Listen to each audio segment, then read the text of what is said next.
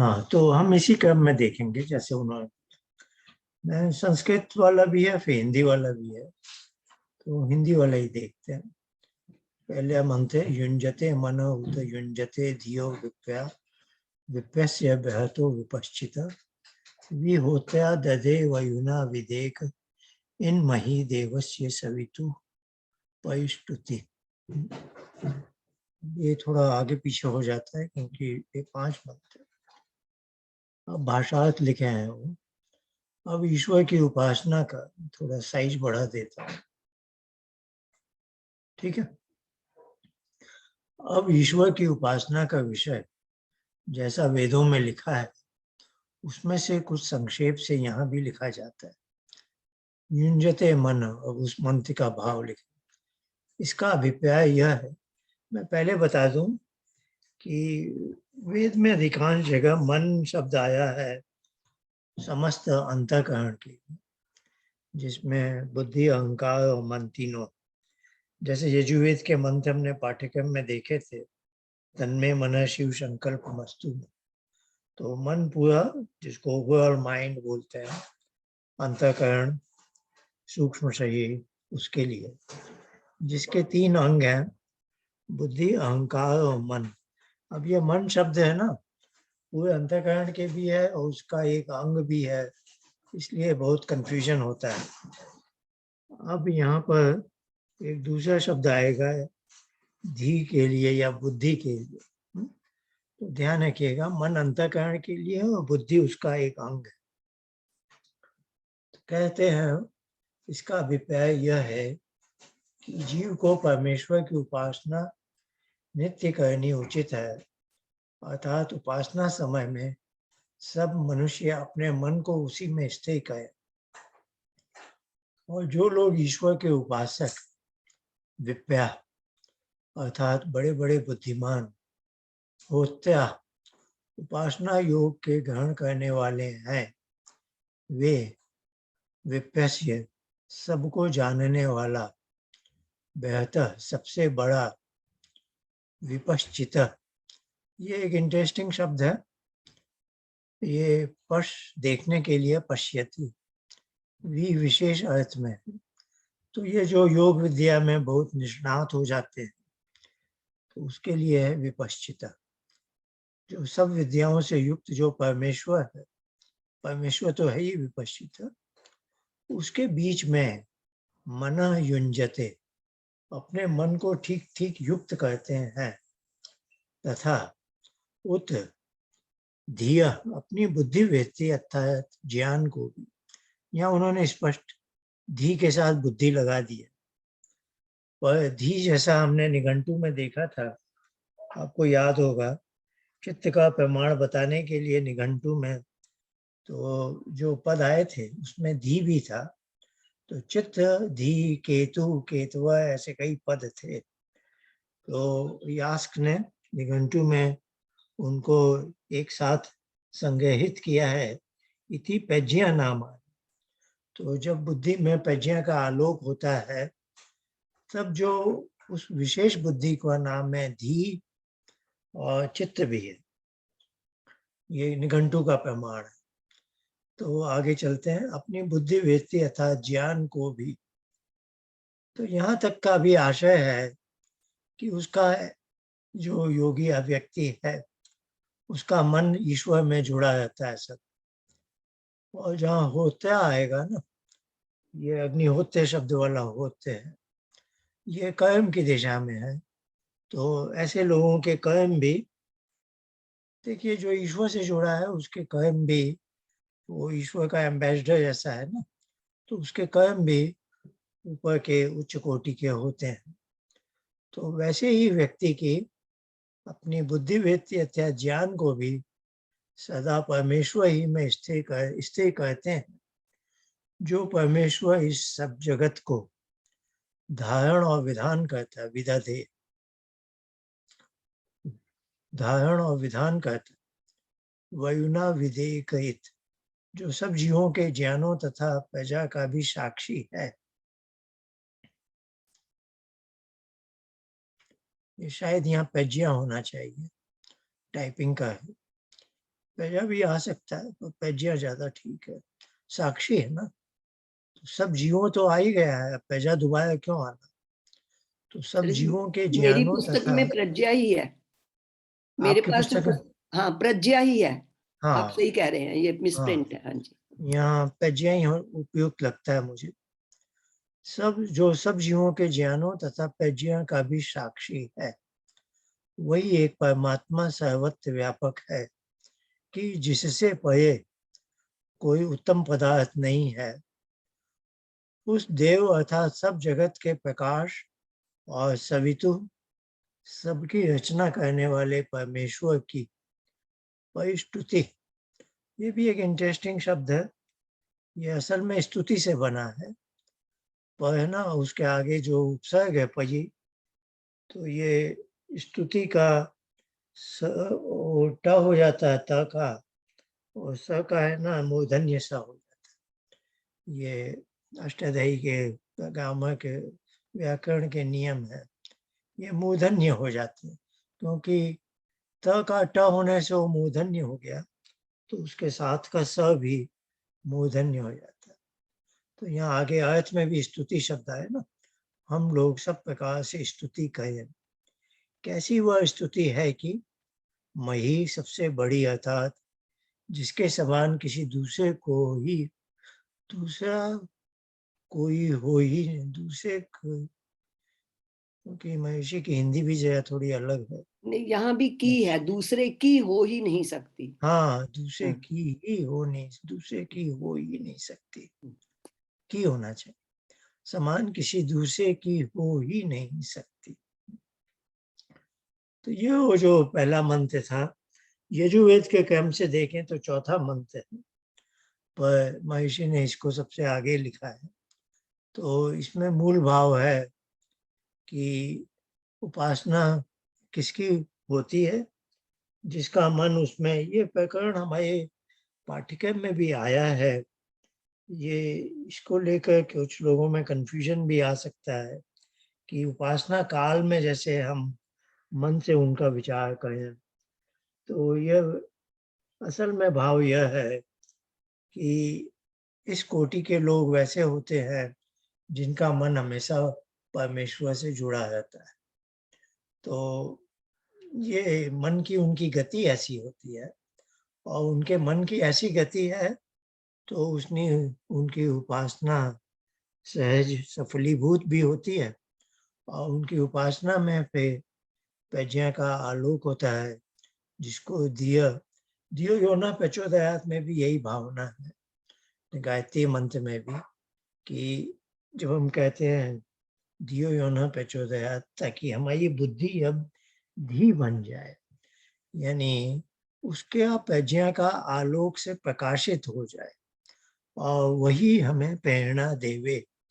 तो जब हम धियो योना प्रचोदयात कहते हैं कि मैंने उसके भर्ग को धारण कर लिया है, अब भर्ग को धारण कर लिया है तो क्या होगा कि मेरे जीवन, दैनिक जीवन में मेरी बुद्धि उसके द्वारा प्रेरणा पाएगी, है ना। तो प्राय उपासना का यही महत्व है कि हम जब उससे जुड़ जाते हैं तो हमारी बुद्धि में उसका और कोई गलत बातें नहीं आती हैं, उसके ही प्रकाश से आलोकित होती है। अब ये दूसरा मंत्र, पहला मंत्र थोड़ा बड़ा है था, युंजते, एक बार फिर देख लेते हैं। युंजते मन उत युंजते धियो विप्या, विप्य है जो बहुत पवित्र मेधावी विद्वान लोग हैं। तो ये विप्य व्यक्ति वो हो जाते हैं जो पहले तो मन जुड़ गया, फिर उनकी बुद्धि में उनका प्रकाश हो गया, अब वह विप्य हो गया, विप्य होकर विपश्चिता तक हो जाता है। विपश्चिता बहुत हाई कैटेगरी है। भी होत्या दधे वयुना, अब उसके कर्म भी, अब ये होत्या मैंने कहा ना कर्म की दिशा, अब उसके कर्म भी वैसे हैं। वयुना विदेक, ये वयुना विदेक उसमें भी आता है, अग्नि नए सुपथा राय आसमान विश्वानी देव वयुनानी विद्वान, वो हमारे अंतर्यामी होकर हमें जानता है, वह एक है, मही देवस्य सवितु परिष्ट। फिर उसकी, ये जो व्यक्ति है वह उसकी भली प्रकार से स्तुति करते हैं। तो ये कर्म बड़ा अच्छा है। मन, फिर बुद्धि, फिर विप्र होना, विपश्चित होना, वहां तक। फिर उसके कर्म हमेशा वैसे ही हैं जैसे ड्राइविंग फोर्स ईश्वर है उसका। और फिर ऐसे व्यक्ति के अंदर से जो सहज ईश्वर के प्रति स्तुति का भाव उत्पन्न होता है। दूसरा मंत्र अब देखते हैं। युंजाना प्रथमम मनस्तत्वाय सविता धिय। यहाँ भी भावना वही है, मन पहले आया है फिर धिय बाद में आया, तो मन उससे जुड़ा रहता है। ये यहाँ तत्व है। तत्व शब्द भी बड़ा इंटरेस्टिंग है। आप जानते हैं वेद में 3 सर्वनाम हैं जिनका अर्थ है ईश्वर। एक है तत्, वो तो गायत्री मंत्र में भी है, तत्सवितुर्वरेण्यम। या एक जो संध्या का मंत्र है, तत्चक्षुदेव हितम। एक और आता है जो स आता है, स पूर्वेषाम अभि कालेनान वच्छेदात। ये यजुर्वेद 40वें अध्याय का 8वां मंत्र है। और स भी बहुत सी जगह आता है। स नो बंधु जनिता स विधाता, है ना। ये प्रोनाउन है, सर्वनाम शब्द है। तत् है इट के लिए या दैट के लिए, स है ही के लिए, है ना। और एक है प्रोनाउन कह, कस्मै देवाय हविषा विधे। कह है कौन है। पर वेद में क्या है, ये तीनों सर्वनाम का अर्थ, इम्प्लिसिट अर्थ ईश्वर होता है ना? तो ओम तत्सत। अब ये तत्व शब्द है, तत् और त्व। त्व आप जानते हैं जिसमें इंग्लिश का जो सफिक्स है ना, नेस, जैसे क्या बोलेंगे, कूल, कूलनेस, है ना। नेस आप समझ गए ना, NESS, है ना। तो जहाँ वो भाव है उसको त्व वाला, घनत्व, तो हिंदी में अपनत्व, तो त्व है। तो तत्व ईश्वर हो गया और तत्व क्या हो गया, ईश्वर का भाव। तत्व ईश्वर का भाव। तो तत्व, तत्वाय बोला है ना, उस तत्व, तत्व को जानने के लिए इसीलिए बोलते हैं तत्व ज्ञान, कि ईश्वर को जान लेना, है ना। युंजाना प्रथमम मनस्तत्वाय। मन को प्रथम उससे जोड़ ले तत्व ज्ञान को पाने के लिए। तो उस सविता देव से हमारी बुद्धि प्रज्ञा का आलोक पा लेगी, वो धी बन जाएगी। धी और बुद्धि में थोड़ा सा अंतर है, आप जान गए। बुद्धि तो हमारा ये इंस्ट्रूमेंट है, तो यही बुद्धि उसके प्रज्ञा से आलोकित हो गई तो धी बोली जाती है। तो उस तभी इसको चित्त भी बोलते हैं। तो अब उसने कहा अग्नि ज्योति निचाय्य। अग्नि ईश्वर है, ज्योति भी ईश्वर है, पर यहाँ ज्ञान का प्रकाश हो रहा है तो इससे निश्चय है, निश्चय वाला, बहुत ही डेफिनेट ज्ञान हो जाता है। पृथ्व्या अध्याभयत। तो पृथ्वी की, ये अब आ गया ये लौकिक ज्ञान भी, है ना।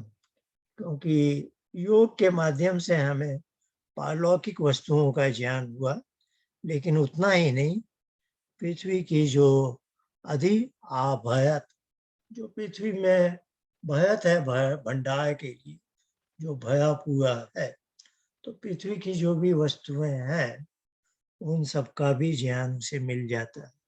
ये कॉमन सेंस से मैं आपको थोड़ा दिखा रहा हूँ। अब हम महर्षि का अर्थ देखते हैं आगे जाकर।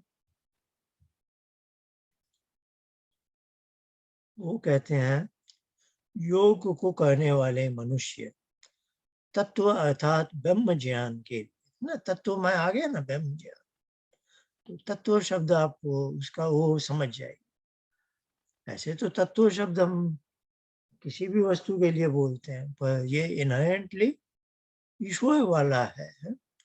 प्रथमम तो प्रथम है और ईश्वर भी प्रथम है। जब अपने मन को पहले परमेश्वर में युक्त करते हैं, तब परमेश्वर उनकी बुद्धि को अपनी कृपा से अपने में युक्त कर लेता है। अब दिए का उन्होंने बड़े अच्छे ढंग से अर्थ बनाया।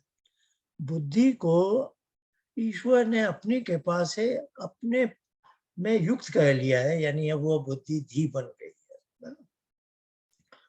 अग्रे ज्योति, फिर वे परमेश्वर के प्रकाश को निश्चय करके, निचाई शब्द यही था, अध्यावत, जैसे उसकी बुद्धि अब एक बास्केट हो गई है, रेसेप्टेकल, उसमें सब चीज अपने आप बहती जाती।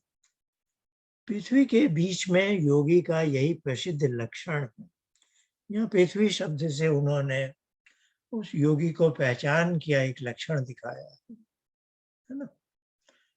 तो किस प्रकार का योगी होता है, तो उसकी पहचान क्या है, और फिर उसको योग के उपदेश देने का क्या अधिकार है।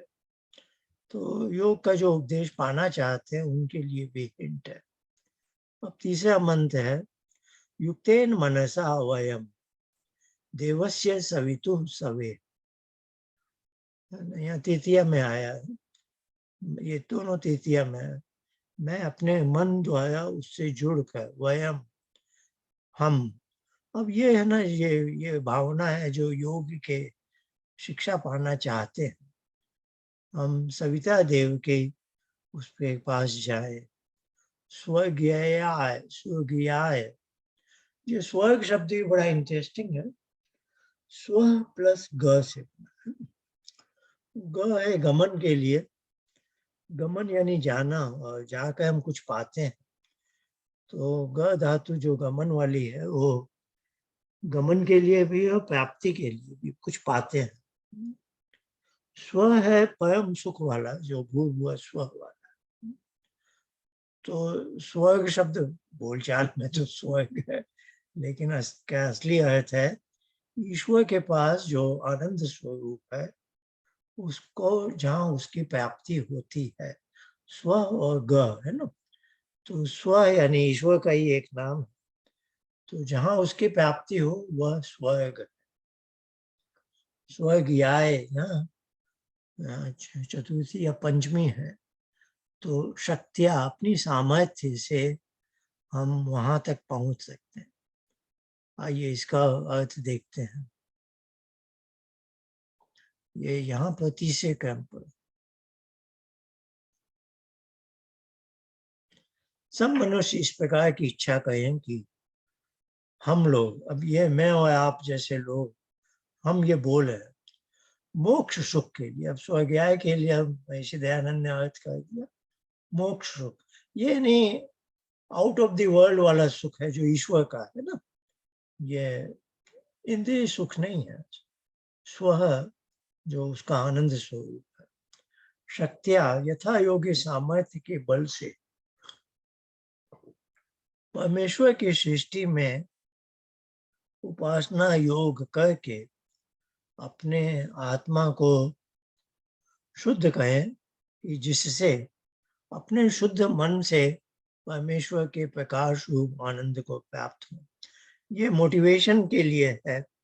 एक जन सामान्य को बोला जा रहा है कि आपके मन में ये भाव हो, जिस इस भावना से आप उपासना करने बैठे। ये इस क्रम में तीसरा मंत्र था। चौथा है, युक्तवाय सविता देवान स्वयतो धिया दिवम बृहद ज्योति कैश्यत सविता प्रसुवाति ता। आइए देखते हैं इसको।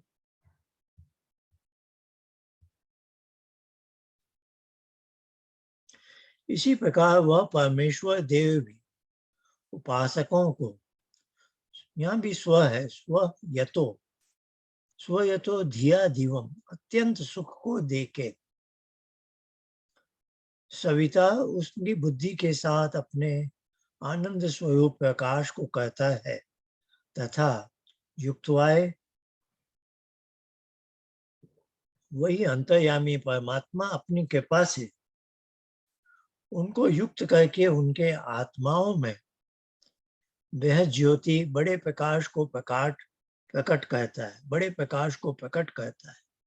और सविता जो सब जगत का पिता है वही, ये भी इंटरेस्टिंग है, हमारे महिलाओं का नाम सविता होता है और वेद में सविता शब्द पुल्लिंग शब्द है। तो जो सब जगत का पिता है ऐसा लिखा है वही। कुछ शब्द वैसे हैं जो हमें पता नहीं चलते, तो सविता शब्द पुल्लिंग शब्द है। वही पशुआ उन उपासकों को ज्ञान और आनंदादि से परिपूर्ण कर देता है।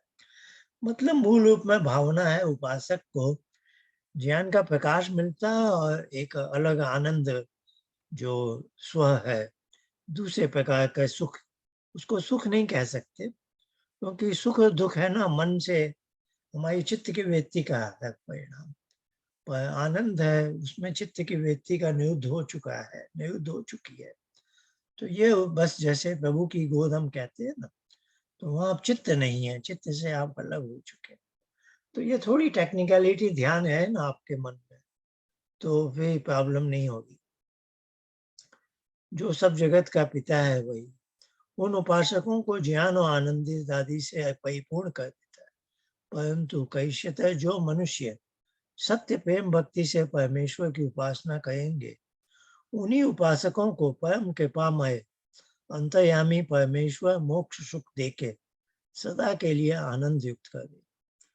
मोक्ष में सदा के लिए वाला है ना वो पद, यानी जब हम इस शरीर में हैं तो कुछ क्षणों के लिए, और जब इस संसार से चले जाएंगे तो सदा के। आइए इस क्रम में पांचवा अंतिम मंत्र। युजे वाम ब्रह्म पूर्व्यम नमोभि विश्लोक हेतु पथ्येव सूये। ये बहुत प्रसिद्ध पद है आपने सुना होगा। शृण्वन्तु विश्वे अमृतस्य पुत्रया। ये कहीं कहीं हम वेद वचन देखते ना, छोटे छोटे टुकड़े, जैसे धियो यो न प्रचोदयात्। तो इसका इस अपनी ये जो इसको कंडिका बोलते हैं, छोटा सा वाक्य। यजुर्वेद में ना कंडिकाएं आती हैं ऐसे छोटे। इसका अपना क्या अर्थ है? शृण्वन्तु माने सुनो, विश्वे यानी सारे विश्व के, अमृतस्य पुत्रया यानी समस्त विश्व के ईश्वर के पुत्र आओ सुनो ये बात। तो जैसे ईश्वर बुलाया है हमें, आते ये धामानी दिव्यानी तस्थु। तो ये बड़ा एक प्रसिद्ध वाक्य है, आपने सुना होगा शायद। तो पांचवा मंत्र हम देखते हैं। उपासना का उपदेश देने वाले, अब ये मेरे ख्याल से यहाँ है जो उपासक बन चुका है उसका दायित्व है कि वो उपासना योग का उपदेश जन समुदाय को दे। तो वैसे वो आह्वान करे उस भावना से, उपासना का उपदेश देने वाले और ग्रहण करने वाले दोनों के प्रति परमेश्वर प्रतिज्ञा कहता है कि जब तुम सनातन ब्रह्म की सत्य प्रेम भाव से अपने आत्मा को स्थिर करके नमस्कार आदि रीति से उपासना करोगे, तब मैं तुमको आशीर्वाद दूंगा कि श्लोक सत्य की रीति वाम तुम दोनों को प्राप्त हो। ये परमेश्वर का एक प्रतिज्ञा वचन है कि उपासना योग के जो उपदेशक हैं उनके लिए भी, और जो प्रशिक्षु हैं, सीखने और जिज्ञासु हैं उनके लिए, कि क्योंकि ये जो मैकेनिज्म है ये भी ईश्वर की कृपा से ही होता है ना। तो वो क्या कह रहे हैं, किसके समान जैसे परम विद्वान को धर्म मार्ग यथावत प्राप्त होता है, इसी प्रकार तुमको सत्य सेवा से सत्य की रीति प्राप्त हो।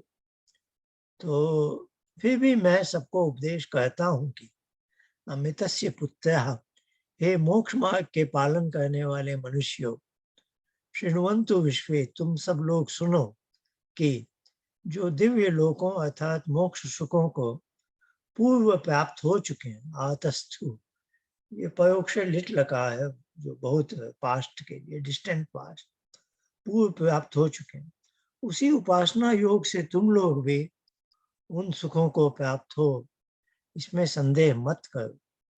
इसीलिए युजे मैं तुमको उपासना योग में युक्त करता हूँ। अच्छा मंत्र है। सब ईश्वर की कृपा है। तो आइए, अभी हमने थोड़ा समय नया अंदाज, आइए 15 मिनट थोड़ा हम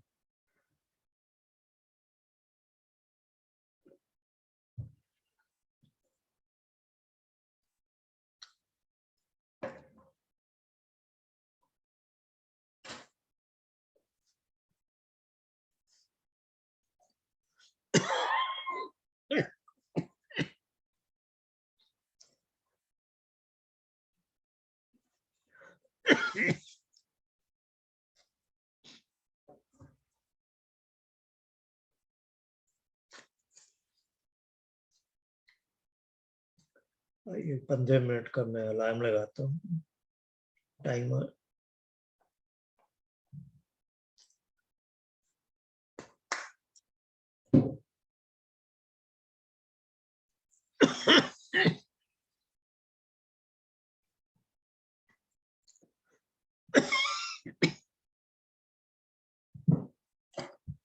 आइए 3 बार ओम बोलेंगे, उसके बाद मानसिक जब कोई दूसरा विचार या दूसरी कोई व्यक्ति आ जाए तो पुनः मानसिक जप पे आइए। ओम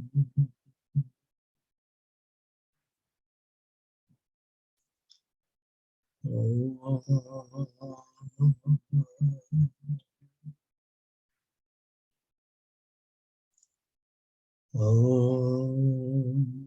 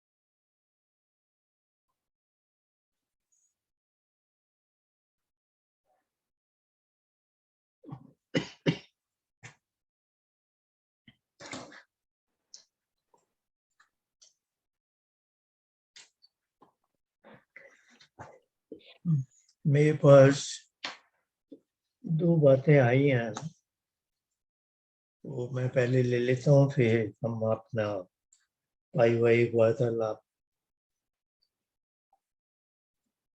एक तो आज हमारे साथ बैठे हैं मेरे ख्याल से डॉक्टर मदन मोहन जी। डॉक्टर मदन मोहन जी से मेरा बहुत पुराना, मुझे बहुत स्नेह मिला है इनसे। आप रिटायर्ड प्रोफेसर हैं पौंडीचेरी में, जवाहरलाल पोस्ट ग्रेजुएट, जैसे चंडीगढ़ में पीजीआई है उस तरह का, जिप में institute of post graduate medical education and research. इनका मेडिकल बैकग्राउंड है, तो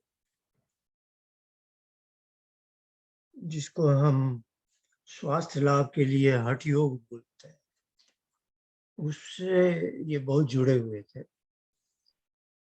तो मुझे हमेशा संशय रहता था मन ही मन में कि ऐसा बहुत मैंने नहीं देखा है कोई हठ योग का भी लाभार्थी हो और उपासना योग में भी अच्छी गति प्राप्त कर ले। और मैं आज दावे के साथ कह सकता हूँ, इसमें मेरी भी थोड़ी सफलता होगी शायद, पर डॉक्टर मदन मोहन जी ने उपासना योग में बहुत अच्छा उपलब्धि प्राप्त कर ली। इन्होंने मुझे एक 4-5 पन्ने का एक भेजा है, एक सारांश, वो मैं आज या कल में ग्रुप में भेजता हूँ। मैं चाहता हूँ आप सब उसको ध्यान से देखें और अगली बार हम उसी की समीक्षा करेंगे। वो लगभग सही है पूरा, पर एक दो छोटे से बिंदु हैं, तो इससे क्या होगा, आपके लिए भी एक होमवर्क जैसा हो जाए। इन्होंने हमारे इस पाठ्यक्रम में पहली बार भी जुड़े, दूसरी बार भी जुड़े। मैंने इनसे अनुमति नहीं ली है, लेकिन क्योंकि ये हमारा परिवार है, इनको डायग्नोसिस हुई मुख के कैंसर की, तो हमें भी बहुत चिंता हुई। मैंने फ़ोन भी किया, बोलने में इन्हें कष्ट हो रहा था, पर उस सब के बाद ये निकल आए हैं और ईश्वर इनको स्वास्थ्य लाभ दे। तो अगली बार हमारा चर्चा का विषय वो होगा जो इन्होंने, तो दूसरे पाठ्यक्रम में इनकी उपस्थिति कभी हुई कभी नहीं हो पाई, लेकिन बाद में इन्होंने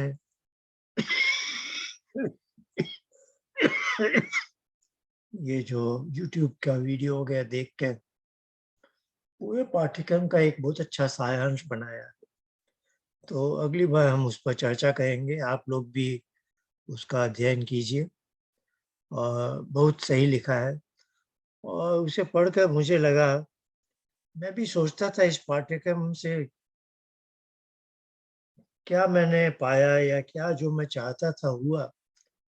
मैं आज बड़े अच्छे ढंग से सोच समझ के बोल सकता हूँ कि देखिए, पहला पाठ्यक्रम मैंने शुरू किया था पिछले साल 1 अक्टूबर से, फिर वो 31 जनवरी के अंत तक समाप्त हुआ, 4 महीने। फिर दूसरी बार इसको 18 मार्च से शुरू किया, जो सितंबर के अंत तक समाप्त हुआ। और दूसरी बार में हमने इसको यूट्यूब के 25 एपिसोड बना के डाल दिए, ताकि अब मुझे बार-बार वो मेहनत न करनी पड़े।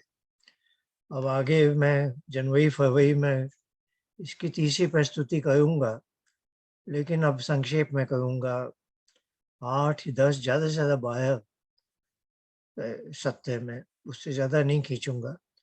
और जिसको ज़्यादा देखना है मैं बोल दूँगा वो यूट्यूब वीडियो देख लो। तो फिर उसके बाद जो प्रश्न बचेंगे और जो आएँगे अच्छे, उनको इस परिवार में हम जोड़ते जाएँगे।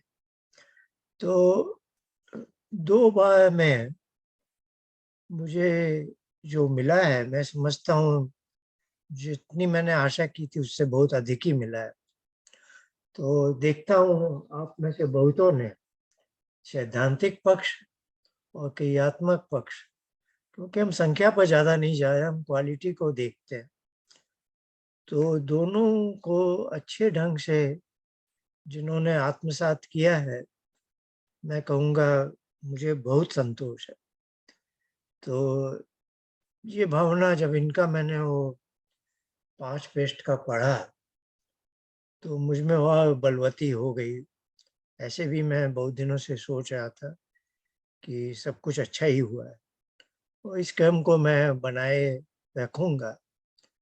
तो अब तो हम सब मिलकर काम करेंगे कि उपासना योग थोड़ा आगे बढ़े और दूसरी दिशा जो जिसके लिए मैं न्यूयॉर्क आया था, वो मेन स्ट्रीम में इस बात को ले जाने की है। वो भी मुझे काम करना ही है, पर उसके साथ-साथ अपने घर की भी हालत ठीक होनी चाहिए, तो ये भी चलता रहेगा।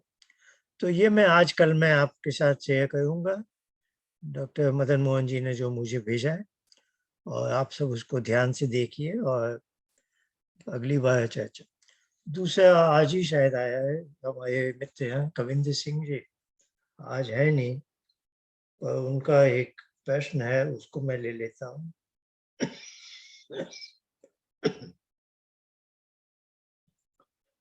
उनका मेरा एक छोटा-सा प्रश्न है, इसका उत्तर हाँ और ना ही में हो सकता है। वो कह रहे हैं कि हाँ या ना में उत्तर दूँ, तो मैं देना नहीं चाहता ऐसे, क्योंकि बहुत ज़्यादा कोई बल लगाएगा तो उत्तर ना में देना पड़ेगा, वो उचित नहीं लगता। प्रश्न इस प्रकार से है, सत, रज और तम मूल प्रकृति के 3 हिस्से हैं। उन्होंने ये शब्द लिखा है मैटर, और यही तीनों बुद्धि के 3 गुण भी हैं।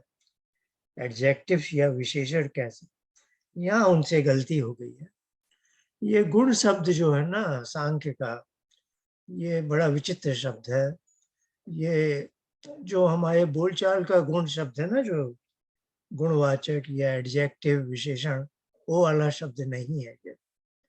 तो गुण शब्द सांख्य का पारिभाषिक शब्द है, उसका अनुवाद करना बड़ा ही कठिन है। हिंदी में भी कठिन है, अंग्रेजी में तो और भी कठिन। तो इसका आशय है प्रकृति, जो सांख्य में एक सूत्र आता है ना, सत्व रजस तमस साम्यावस्था प्रकृति। तो प्रकृति में क्या है, सत्व रज और तम की साम्य अवस्था, इक्विलिब्रियम है एक तरह।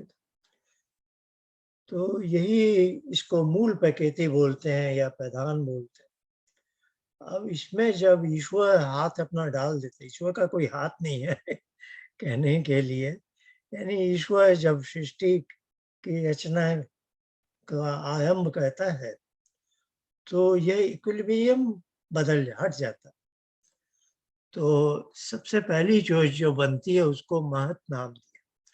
तो प्रकृति महान, महतो अहंकार, फिर महान महत से अहंकार बना, फिर अहंकार से 2 दिशा बन जाती है। वो सब सांख्य चित्त में आप देख चुके हैं। एक है सब्जेक्ट वाला, जो मेरे इंस्ट्रूमेंट बनते हैं, तो मेरे लिए बनता है मन और 5 इंद्रियां, और जगत के जो इतने सारे पदार्थ बनने हैं, तो अहंकार से दूसरी दिशा में 5 तन्मात्र बनते हैं और फिर 5 पंचभूत बनते हैं, फिर उससे नाना प्रकार की चीजें बनती। अब जो महत है, वही चीज मेरे लिए बुद्धि का काम करता है। तो एक विशेष प्रकार का महत जो सत्व प्रधान है, उससे परमात्मा हमें बुद्धि के रूप में हमें बांध देता है, गांठ बांध देता है। तो हमारे पास जो त्रयोदश करणम, ये जो सांख्य का सूत्र है कि 13 इंस्ट्रूमेंट है, उसमें बुद्धि, अहंकार, मन, और फिर 5 इंद्रिया। अब सारा कंफ्यूजन योग दर्शन में, संसार में जो अज्ञान फैला हुआ है, वो इसलिए है कि ये चित्त क्या है। क्योंकि योग है चित्तवृत्ति निरोध, और सांख्य में है 13 इंस्ट्रूमेंट, बुद्धि, अहंकार, मन और पांच इंद्रियां, वहां चित्त का नाम ही नहीं है। तो ये चित्त क्या भला है, ये नहीं जाने बिना लोगों ने अपनी अपनी कल्पना से बहुत कुछ किया है, और सारा गड़बड़ जिसको मैं बोलता आया हूँ पाठ्यक्रम में दलदल बन गया, उसी दलदल में सब फंसे हुए हैं। तो तथाकथित उपदेशक भी फंसे हुए हैं और जिज्ञासु भी फंसता जा रहा है। तो इसका हमने निघंटु से प्रमाण दे दिया। महर्षि दयानंद ने भी नवे समोल्लास में चित्त और बुद्धि को एक साथ गिना। सब प्रमाण हमने पाठ्यक्रम में दे दिए कि चित्त अलग से कोई अंतःकरण का अंग नहीं है, बुद्धि का ही एक नाम है। जो अभी यजुर्वेद के मंत्र देख रहे थे, वहां भी हमने ऐसा कहा कि बुद्धि की शक्ति क्या है। सांख्य का सूत्र क्या है? अध्यवसायो बुद्धि। बुद्धि में डिस्क्रिमिनेटरी पावर है।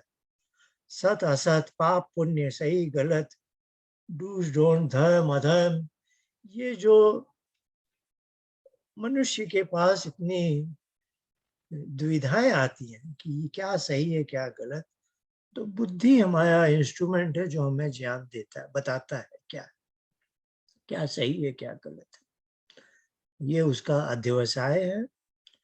और तत्कायम धर्मादि, वही हमें धर्म और अधर्म का ज्ञान करके धर्म की ओर उन्मुख भी करता है। और वही बुद्धि में अशुद्धि आ जाए तो बुद्धि विपरीत भी करती है, अधर्म की ओर हमें ले जाती है। तो ये 3 सूत्र सांख्य में है। अब है सीधी सादी भाषा में कहें, जब रात की नींद में हम स्वप्न देख रहे हैं तो ये हम कहाँ देख रहे हैं? ये बुद्धि दिखा रही है, क्या दिखा रहा है? बुद्धि पटल पर ही हम स्वप्न देख रहे हैं, क्योंकि पुरुष बुद्धि को ही देख रहा है।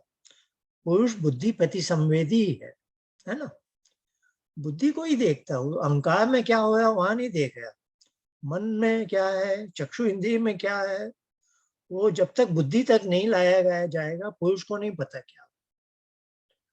पुरुष का संपर्क केवल बुद्धि से है।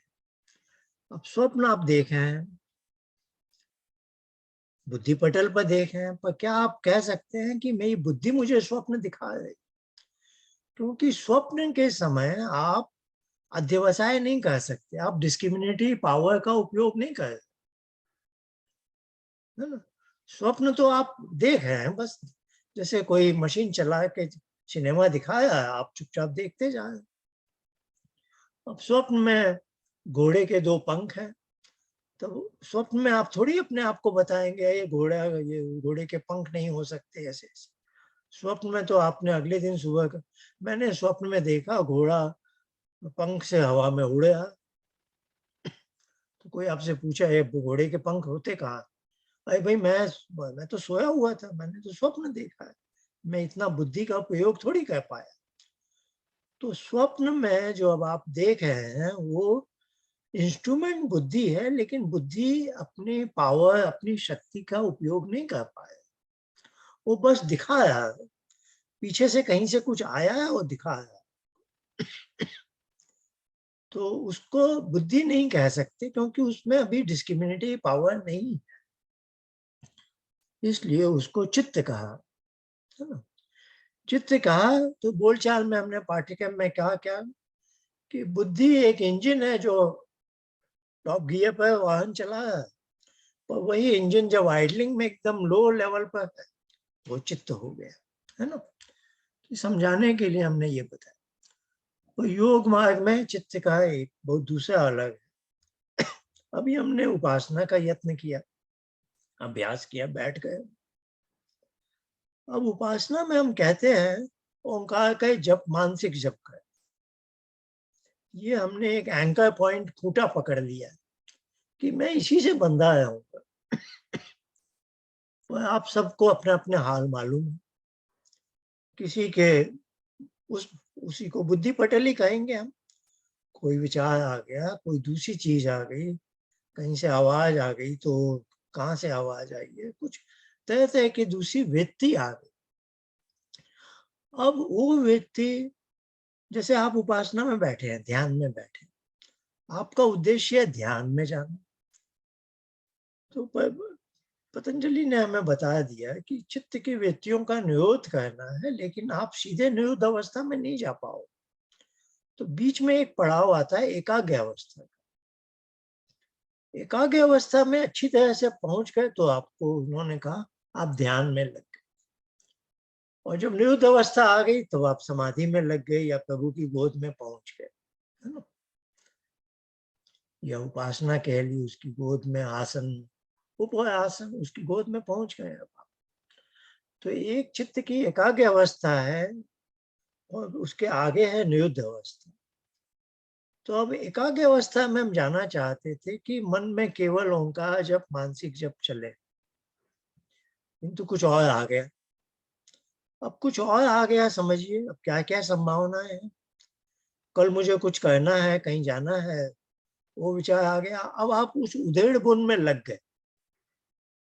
अब आप उधेड़ बुन में लग गए तो क्या हुआ, एक विचार आया था, एक एक पॉइंट पर कुछ आया था, वो तो चित्तवृत्ति थी। अब आप जब उधेड़ बुन में लग गए, अब आपने इसको बुद्धिवृत्ति बना दी। आप समझ रहे हैं ना डायनामिक्स।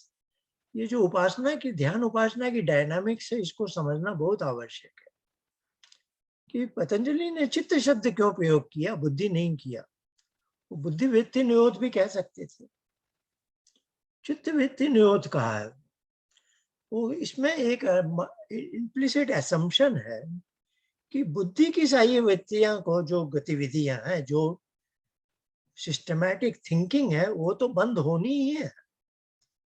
उसके बावजूद जो कुछ भी ऐसे आ जाता है, जैसे स्वप्न में आ जाता है, अब ध्यान में बैठे हैं, कुछ आ गया, अब वो जो आ गया है उसको बुद्धिवृत्ति नहीं कह सकते, वो चित्तवृत्ति कहलाएगी। और उनका निर्देश है कि इस चित्तवृत्ति को भी बंद करना, ये सिनेमा भी बंद होना चाहिए। स्वप्न में तो हम बंद नहीं कर पाते, और स्वप्न में जब बंद हो जाता है, उसकी कृपा से ही बंद होता है, तब हम उसे कहते हैं सुषुप्ति मिल गई मुझे। वो भी बहुत बढ़िया चीज है ना। लेकिन जब हम ध्यान लगा के बैठते हैं, अब वो जो स्वप्न जैसी चीज है वो भी बंद हो जाए, एक तांता आ जाए, तब हो गया ध्यान। अब वो एक तांता से भी मैं आगे पहुंच गया। अब मन का ओंकार जप का मानसिक जप भी चला गया। अब है कि जैसे मैं उसकी गोद में पहुंच, तो आपकी उपासना हो गई, आप ध्यान से आगे उपासना में पहुंच गए। जैसे नींद में, स्वप्न वाली नींद है तो चलो नींद तो आते आ गई कम से कम। कई लोगों को तो नींद भी नहीं आती, वो तो बहुत बुरी चीज है, बहुत गड़बड़ वाली बात हो। नींद आ गई ये भी अच्छी है, स्वप्न वाली आ गई चले, लेकिन सुषुप्ति आ जाए तो और भी अच्छी है। वैसे ही ध्यान में जब बैठते हैं, हम ध्यान में पहुंच जाए तो अच्छी बात है, और ध्यान से उपासना में पहुंच जाए तो और भी बहुत अच्छी बात है ना? तो ये जो ध्यान और उपासना की डायनामिक्स है, उस समय ये बुद्धि नहीं है, इंस्ट्रूमेंट वही है, लेकिन ये चित्त कहलाएगा। और इसी में आप उपासना में पहुंच गए, ब्लैंक माइंड में पहुंच गए। अब परमात्मा ने एक फ्लैश दे दिया आपको, तो वो कहलाता है प्रज्ञा का आलोक, उसको संप्रज्ञात समाधि, है ना, जो आज हमने वेद मंत्रों में पढ़ा। अब इसमें एक कंफ्यूजन है, लोग समझते हैं मैं उपासना में आज बैठा हूं तो आज ही बैठ उसी समय मुझे प्रज्ञा का आलोक होगा। हो भी सकता है, हो भी सकता है। तो इसी में हमने व्यास का भाष्य पहले दूसरे सूत्र पे शुरू में दिखाया कि चित्त की पांचों अवस्थाओं में समाधि लग सकती। तो हमने बड़ा वैसे समझाया कि एक तो समाधि है मैं उसकी गोद में जा, एक समाधि है वो मुझे गोद में ले, तो वो मुझे कभी भी पांचों अवस्थाओं में गोद में लेकर मुझे फ्लैश दे सकता है। तो उपासना मैं आज शाम को 6 बजे की मैंने, अगले दिन सुबह की। लेकिन कभी कहीं मैं बाहर उद्यान में टहल रहा था, अचानक एक विचार आया, जो प्रभु की कृपा से आया, क्योंकि कभी किताबों में मैंने पढ़ा ही नहीं था। अब वो जो फ्लैश आया वो प्रज्ञा का आलोक है, परमात्मा की कृपा से है, लेकिन वो उस समय नहीं आया जब आप आंख मूंद के उपासना में बैठे थे, वो आया जब आप चल फिर रहे थे। वो कभी भी आ सकता है फ्लैश। तो ये सब संभावनाएं होती हैं। हमें ईमानदारी से, तो पिछले सप्ताह में भी हमने यही बात की, ईश्वर से प्रेम का संबंध है ना। हम उसके जैसे बच्चे हैं। वो जो 3 बच्चों की कहानी मैंने बताई है ना, उसमें पहला बच्चा जो माँ ने कहा जाओ कर लो, उसने चुपचाप कर। इतना सहज संबंध हो जाए ईश्वर से, तो ये चीजें जीवन में आगे अपने आप बढ़ती जाती। तो अभी इनका जो कविंद्र जी का प्रश्न है, अभी तो हम बुद्धि चित्त इधर उधर चले गए, क्योंकि इस पाठ्यक्रम का ये मूल बिंदु है, और इसी कारण सारा सारा संसार, मैं कहूँगा पता नहीं किस गए में, मुझे बड़ा दुख होता है। 100 सवा 100 साल का मैं थोड़ा साहित्य देखता हूँ, बहुत ही दुख होता है। चित्त को ठीक से समझे बिना लोगों ने क्या क्या टीकाएं लिख दी हैं बड़ी बड़ी, और जनता को भी गुमराह किया, खुद भी अज्ञान के अंधकार में। अब ये जो है त्रिगुणात्मक प्रकृति, तो ये जो महत्व है वही एक विशेष महत्व है। उस विशेष महत्व को उन्होंने, परमात्मा ने हमारी बुद्धि के रूप में नियुक्त किया है ना। उसी ने दी है मुझे, हमें बुद्धि। वो जो विशेष है वो सत्व प्रधान बुद्धि है। तो अब ये सत्व रजस तमस के हमने कई शब्द देखे थे। वो जो 34वें अध्याय के यजुर्वेद के मंत्र लिए थे ना, तो पहली स्लाइड में शायद, तो व्यास भाष्य में आता है जब प्रकृति के 3 गुण है सत्व रजस तम, तब वो शब्द बोलते हैं घोर शांत और मूढ़। नहीं, शांत पहले शब्द आएगा सत्व के साथ, शांत, घोर रज के साथ, और मूढ़ शब्द है तम के साथ है। तो इसको समझाने के लिए मैंने एक नदी का उदाहरण, एक नदी शांत बह रही है हरिद्वार में, गंगा नदी शांत, और वही गंगोत्री में जाएंगे और तेजी से पानी गिर रहा है ऊपर, वो हो गया घोर। और फिर आगे जाके कहीं पर नदी दिख है ये, लेकिन तालाब जैसी हो जाती है, एकदम पड़ा है पानी निश्चल, चल ही नहीं आ पा, वो हो गया मूड। मैं भी ह्यूस्टन था, ह्यूस्टन की नदियों का नाम ही है बायो। वहां एक नया शब्द मैंने सुना, BAYOU, तो डिक्शनरी में देखा, तो वायु कहते हैं नदी जिसका प्रवाह बहुत धीमा हो, क्योंकि ह्यूस्टन मैदानी है, वो नदी बह ही नहीं है, ये बस है पड़ी हुई। बस हाँ बाढ़ बाढ़ आती है, कुछ होता है, ज्यादा वर्षा हो जाती है तो बहती है।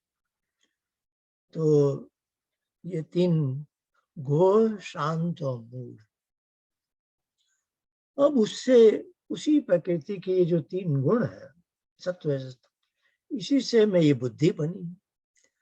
तो पतंजलि ने अपने वो जो दूसरे अध्याय का 20वां 22वां सूत्र है प्रकृति के बारे में, दृश्य के बारे में, भोगापुगाथम दृश्यम, तो उसमें आता है सत्व रजस है, सत्व प्रकाश किया स्थितिशील।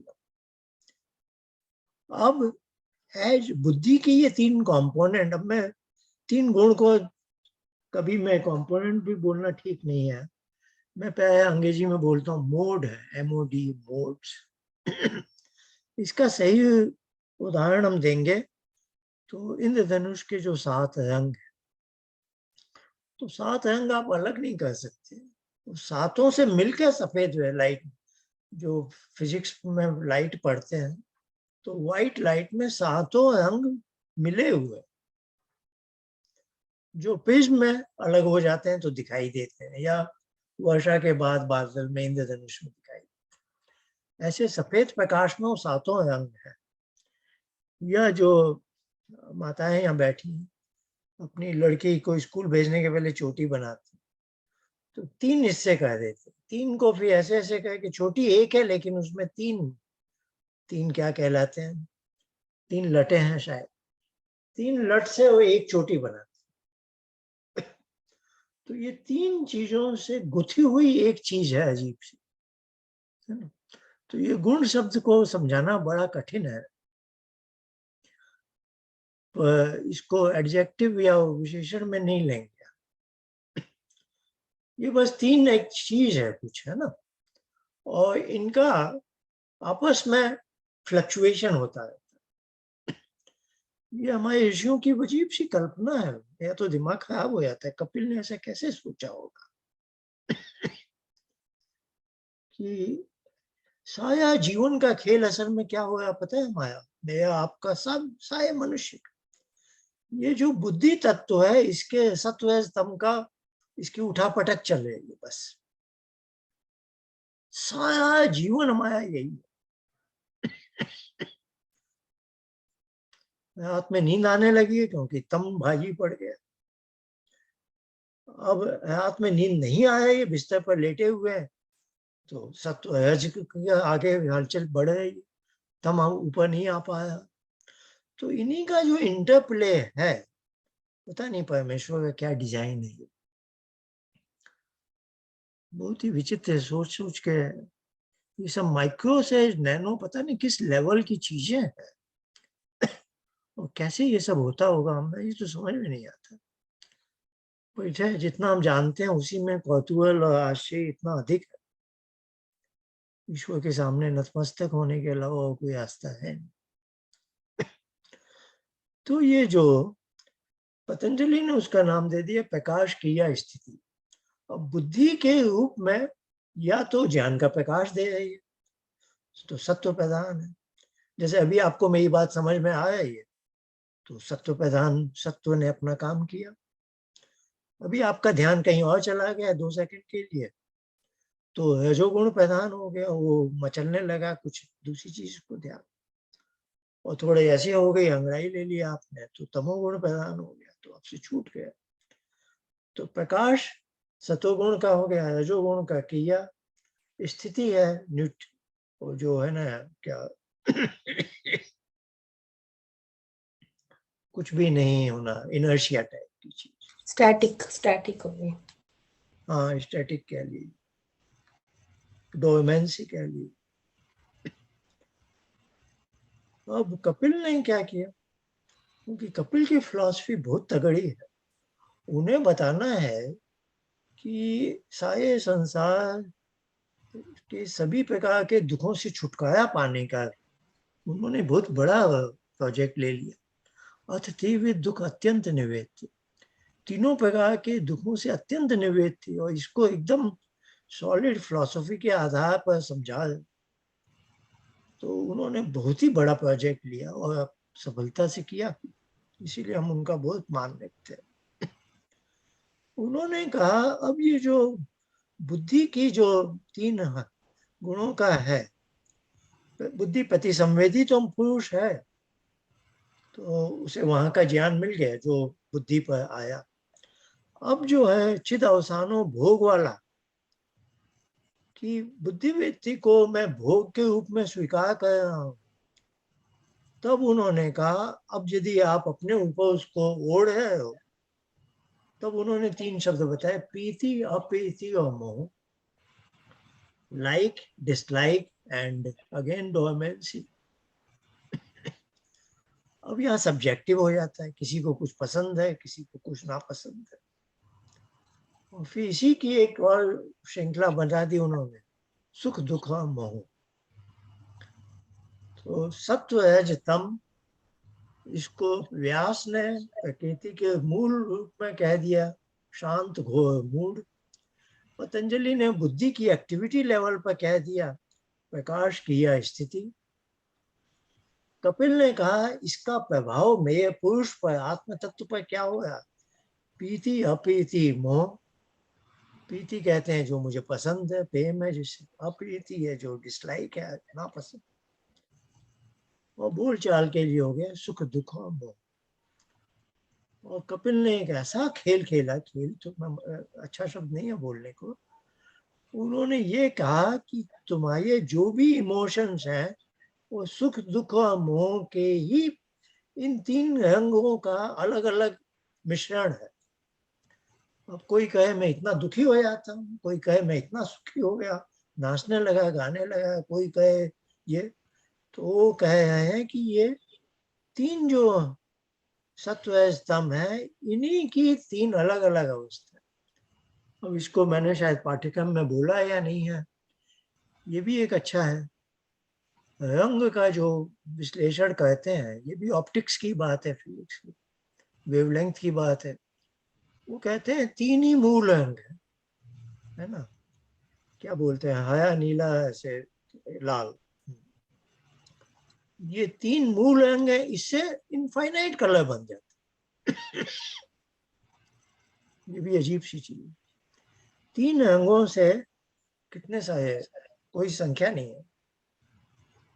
तो यही चीज कपिल ने कह दी कि सत्व स्तंभ के अलग अलग प्रपोर्शन से आपके, जो आपकी मन की अवस्थाएं हैं, सारी अवस्थाएं, मन की कितनी अवस्थाएं होंगी, इनफाइनाइट होंगी नहीं, तो सब अवस्थाएं ये तीन से बन जाती। यानी वैदिक फिलॉसफी ऐसी है कि परमात्मा का सब चीज बड़ा ऑप्टिमम है, वहां कम से कम चीजों से अधिक अधिक काम होते हैं। कोई भी एक चीज एक्स्ट्रा नहीं है वहां कहीं भी। तीन अंग से इनफाइनाइट अंग होते हैं, तो तीन गुणों से बुद्धि की या चित्त की विभिन्न अवस्थाएं बन जाती हैं। तो कोई कहे कि ये इसका पूरा मूल है कि प्रकृति के तीन गुण क्यों हैं, क्योंकि चित्त की जितनी भी अवस्थाएं आपके जीवन में आज अभी तक हुई हैं, वो इन तीनों के विशेष कॉम्पोजिशन से बन जाए। ये इसका लंबा उत्तर हो गया। सत्व स्तंभ का खेल है ये साया, और जब तक हम इससे जुड़े हुए हैं, हम सांसारिक हैं, हम इस संसार से जुड़े हैं, तो ये त्रिगुणात्मक प्रकृति है, और जो पुरुष है और जो ईश्वर है वह इनसे अलग है। और यही दो को जान लेना विवेक ख्याति कहलाती है। कि पुरुष, हम बोलते हैं ना, मैं आज मेरा मूड अच्छा है, खराब है, ऐसे ऐसे, तो कपिल हमें समझा रहे हैं, तुम जो नित्य शुद्ध बुद्ध मुक्त स्वभाव वाले, तुम्हारे अंदर कोई परिवर्तन नहीं होते, तुम जो हो बस वही हो। पर एक सामान्य व्यक्ति कहेगा मैं कल दुखी था, आज सुखी हूँ, उसको कपिल की बात कहाँ समझ में आएगी। तो कपिल यही कह रहे हैं, ये सारे परिवर्तन तुम्हारी बुद्धि में हो रहे, तुम्हारे अंदर नहीं हुआ। और तुम बुद्धि से इतने चिपके हुए हो, तुम्हें लगता है तुम्हारे अंदर हुआ। तो उस बुद्धि को अलग करके देखने लग जाओगे, तब तुम्हारा मोटिवेशन और कॉन्फिडेंस बढ़ जाएगा। तो इसीलिए हम ध्यान उपासना करते हैं। तो थोड़ा सा, थोड़ी देर भी बुद्धि से अलग हो जाते हैं तो हमें लगता है हाँ, हमने थोड़ा कुछ पा लिया। तो यही जीवन का रहस्य है, और यही उन्होंने बताने का हमें यत्न किया। चलिए, ये अभी तक तो, अब आप जैसा चाहें। आचार्य जी, स्वामी दयानंद जी ने यजुर्वेद भाष्य में एक जगह लिखा है कि प्रकृति पिलपिली चिकनी है जो रक्षा करती है हमारी। इस पिलपिली चिकनी से क्या समझना चाहिए? कि क्या जात कर्म संस्कार के प्रसंग में? नहीं नहीं, ये 23वें अध्याय के 53rd और 54th मंत्र में प्रश्न उत्तर है। तो वहां पे एक है कि क्या चीज यजुर्वेद रक्षा भाष्य करना में जी, यजुर्वेद भाष्य में मैं खोल सकता हूँ थोड़ी, 23वें अध्याय का 53rd और 54th। सो इसमें क्वेश्चन आंसर है। हाँ होता है। 53rd में क्वेश्चन है और 54 में उत्तर है उसके। वहां पे स्वामी दयानंद जी ने लिखा है कि प्रकृति पिलपिली चिकनी का है, पिलपिली चिकनी जैसा है।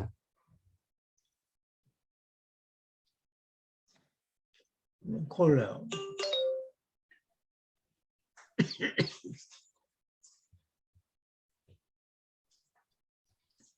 23वें अध्याय का 53वां मंत्र। हाँ, 53rd और 54th। 54 या 55? 53rd में क्वेश्चन है, 4 क्वेश्चन है, उसके उत्तर 54 में दिए हुए हैं। अच्छा, प्रश्न बाद में बाद में उत्तर है, ऐसे मतलब मंत्र हैं। हाँ,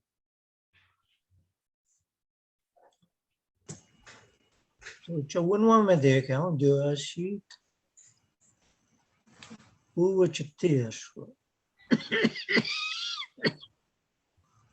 पिप्पला है जी जान द्यो पूर्व चित्ती पहला संजय।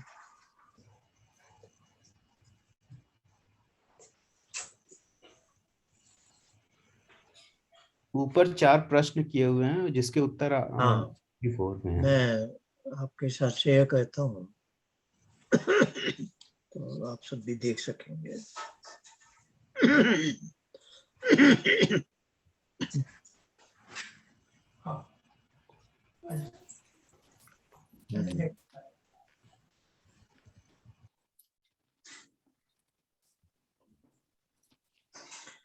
ये 54वां मंत्र है। द्यो आसीत पूर्व चित्तयस्व आसीद द्वया अव्यासीत पलिप पिप्पला याते आसीत पशंगिला। थोड़ा उनका ही हिंदी वाला देखते हैं हम। हे जिज्ञासु मनुष्य, देव बिजली पूर्व चिति पहला संचय है। अश्व महत्त्व के लिए अश्व लिखा। अश्व गतिमान के लिए वो भी हाई स्पीड है, तो जी। बेहद बड़ा वह उत्पत्ति स्वरूप है। अविरक्षा अवतु माम आता है, अविरक्षा कहने वाली प्रकृति। पिलिप पिलिप पला पिल्ली पिल्ली चिकनी है। रात्रि के समान वर्तमान प्रलय विषंगिला सब अवयवों को निगलने वाला है।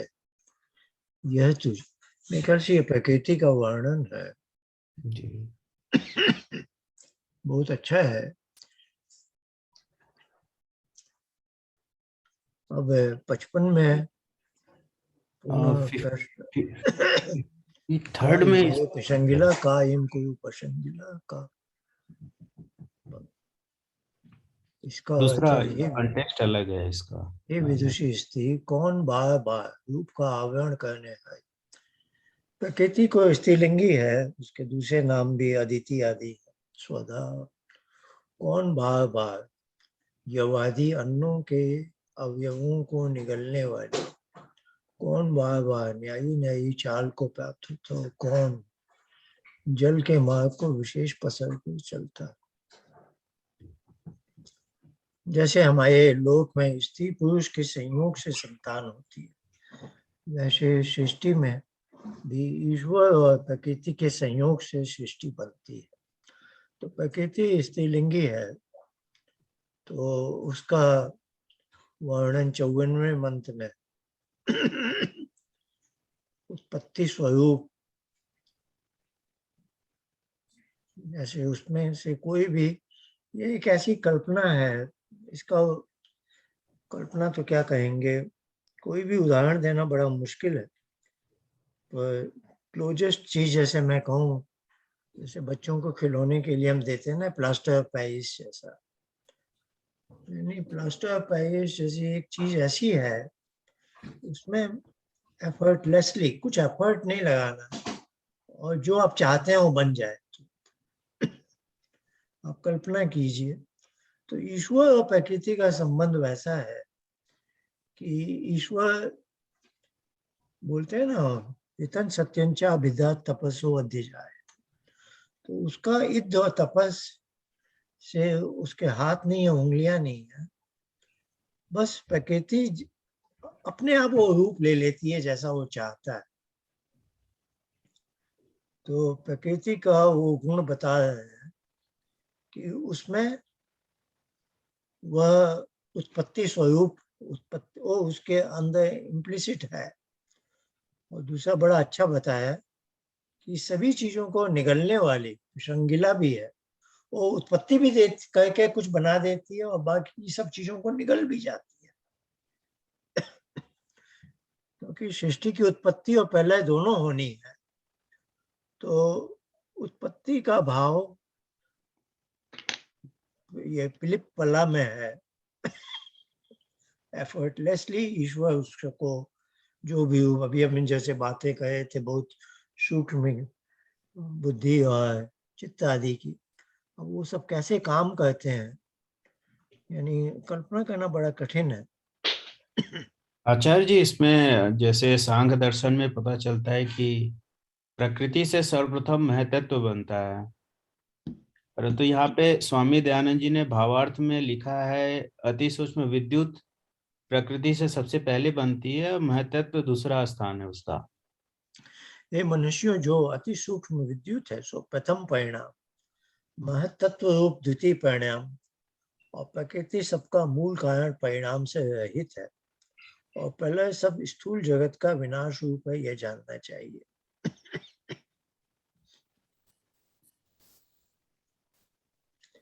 यहाँ एक ट्रांजिशन स्टेट की कल्पना कर सकते हैं और क्या। प्रकृति मूल है, उसको प्रधान कहा, अब प्रधान हम उसे महत्त्व को प्रथम परिणाम मानते हैं। अब प्रधान से जो महत्त्व बनता है उसमें ईश्वर का जो हस्तक्षेप है उसको, अब ये जो है ना ईश्वर ये रूपांतर कहता है, तो देखिए मूल प्रकृति के लिए प्रधान है, वैसे ही मूल ईश्वर के लिए परमेश्वर भी शब्द है ना। अब परमेश्वर प्रकृति में कुछ विकार ला रहा है, इसमें अब परमेश्वर का जो अब नाम आएगा वो प्राण के रूप में आता है, क्योंकि अब उसने एक फोर्स अप्लाई किया है ना। मेरे ख्याल से अब ये एक इंटरैक्शन है बिटवीन प्राण एंड प्रकृति, उसको विद्युत कर दिया है। जी, मुझे भी ऐसा लगता है ये प्राण ही है, विद्युत है, प्राणी विद्युत है ऊर्जा, क्योंकि ये फोर्स है ना अभी क्या, हाँ ये फोर्स है। हाँ, तो फोर्स सप्लाई हुई है तो फिर पहला महत्व पैदा हुआ। हाँ, फोर्स का एप्लीकेशन वाली स्टेज का वर्णन है, का वर्णन है और उसका परिणाम बनेगा महत्व। लेकिन यहाँ पे प्रथम परिणाम लिखा है, प्रकृति से सबसे सर्वप्रथम विद्युत बताना चाह रहे हैं, ऐसा लग रहा है यहाँ पर। ये अब इंटरैक्शन है दोनों के बीच का, ईश्वर और प्राण और प्रकृति के बीच का इंटरैक्शन वाली स्टेज, इंटरफेस कह ले, ट्रांजिशन फेज। कार्य से कारण वाली प्रथम क्योंकि प्रधान है ना इज अनटच्ड बाय, प्रधान is touched by, is influenced by prana. That interface is probably this vidyut. जी,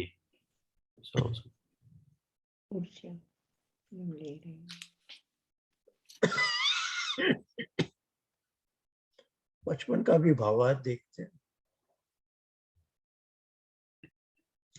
किससे रूप का आवरण, किससे खेती आदि का विनाश होता है, कौन शीघ्र भागता और कौन मार्ग में पसरता है। ये 4 प्रश्न है, इनके उत्तर अगले प्रश्न में। तो ये जो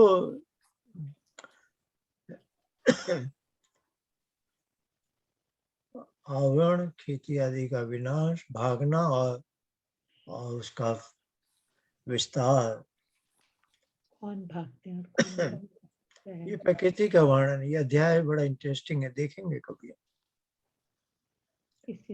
से अगले में आया होगा, आज आए प्रश्न।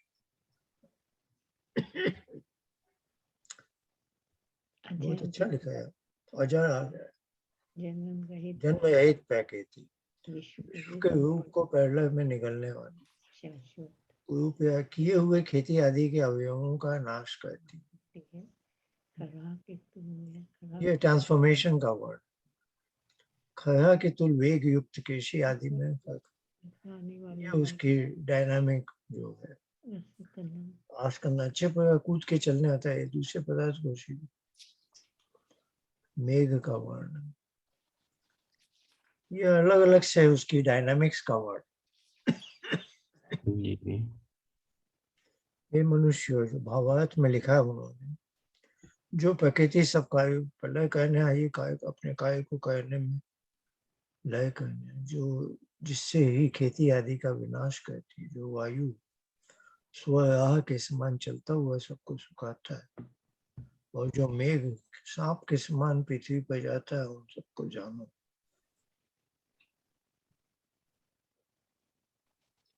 मेघ के समान सांप। आचार्य जी, एक यजुर्वेद जो इंग्लिश में है देवी चंद जी का, उन्होंने इस मंत्र को ऐसे कहा है कि the lightning is accumulated in the beginning, intellect is the source of the creation.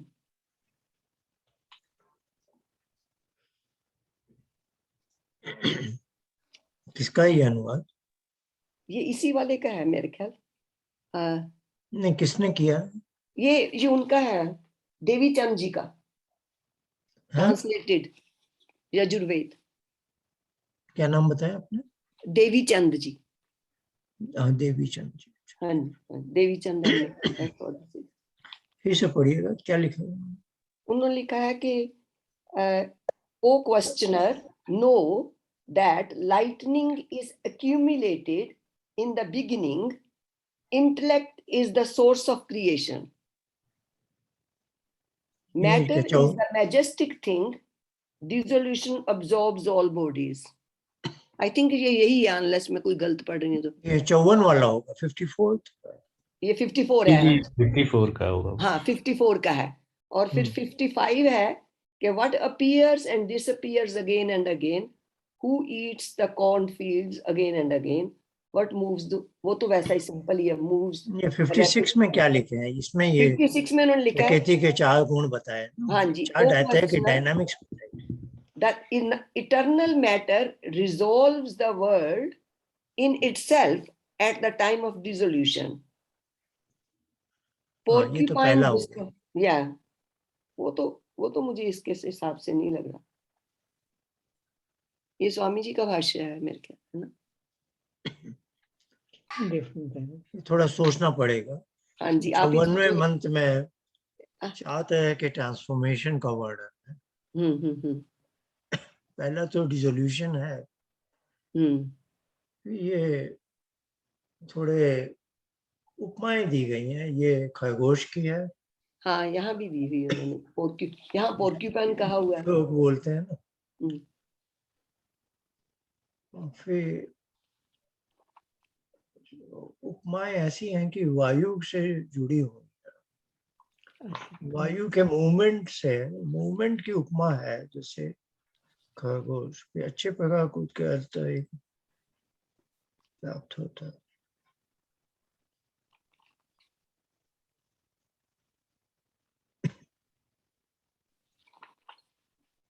मेरे ख्याल से ये पहली उपमा तो ऐसे है कि मैटर का transformation in its own manner.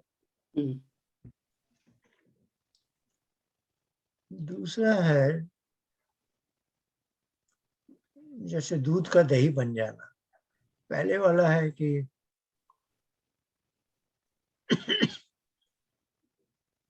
और तीसरे वाला शायद बोलेंगे कि यानी एक तरह के ट्रांसफॉर्मेशन है ना, कि इन द सेम फैमिली। एक है कि मेजर ट्रांसफॉर्मेशन हो गया, और एक है जो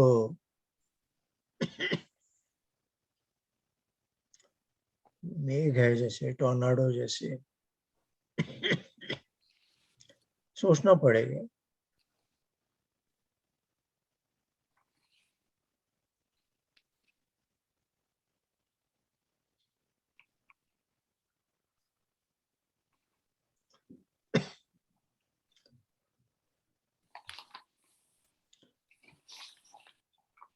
और कुछ नहीं तो हो गया हमारे समय, या कुछ और? आचार्य जी, एक बहुत ही छोटा सा प्रश्न है। जैसे सभी वेद मंत्र में हर जगह ईश्वर को प्रकाश स्वरूप ऐसे शब्दों से प्रयोग किया हुआ है, जैसे हिरण्य गर्भ हो गया या हिरण्यमेव, इस तरह शब्दों का प्रयोग ईश्वर के लिए प्रयोग हुआ है। तो ये उसका कोई रूप होता नहीं है ईश्वर का। तो ऐसे शब्दों का क्यों प्रयोग किया गया है? ज्ञान को दर्शाने के लिए प्रयोग मात्र है या फिर कारण कुछ और है? प्रकाश स्वरूप क्यों बोला जाता हाँ, है? तो स्वरूप शब्द और रूप में अलग है, अंतर है ना। स्वरूप इज इनहेरेंट है। आपने कहा ना ईश्वर का कोई रूप नहीं है, ये बात ठीक है, पर ईश्वर का एक स्वरूप है ना। ईश्वर सच्चिदानंद स्वरूप है। जी। स्वरूप शब्द का अर्थ होता है कि वो इनहेरेंट हो, that is what he is. रूप में क्या है कि जैसे आपने कोई चीज ओढ़ ली है, स्वरूप में है कि आप वही हैं। जैसे एक दीपक की लौ है, तो हम बोलेंगे ये ज्योति स्वरूप है, यानी यदि ये दीपक में लौ है तो वही ज्योति है, वही प्रकाश देगा। वो प्रकाश यदि लौ नहीं है तो नहीं है प्रकाश। आप समझो ना, यदि वो लौ है तो प्रकाश है, लौ यदि लौ नहीं है तो प्रकाश नहीं है। ऐसा नहीं है कि लौ है और वो प्रकाश ओढ़ लेती हो।